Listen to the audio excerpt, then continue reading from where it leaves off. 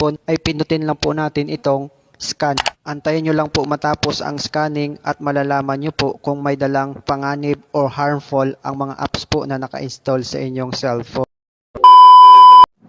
Madalas ka bang mag-install ng apps? Paano mo malalaman kung may virus or may dalang harmful ang mga application na naka-install sa inyong Android phone? Kung gusto mong malaman kung paano, click nyo muna ang follow button sa tabi ng aking pangalan para lagi kang updated sa mga ina-upload kong video tutorial.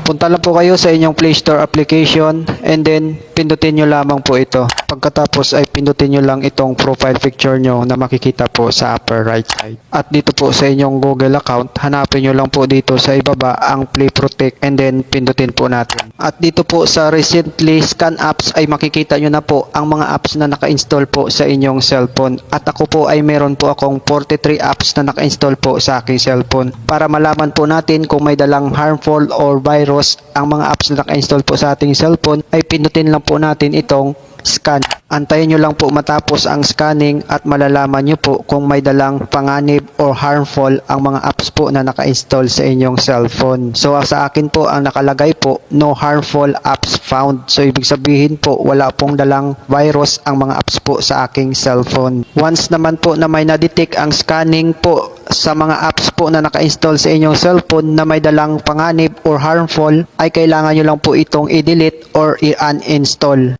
At pagkatapos po ay pindutin lang po natin itong gear icon settings sa upper right side. At dito po sa under ng general, kailangan na po naka-turn on ang dalawang ito para ma-notify po kayo once po na nag-install po kayo ng apps na may dala pong harmful.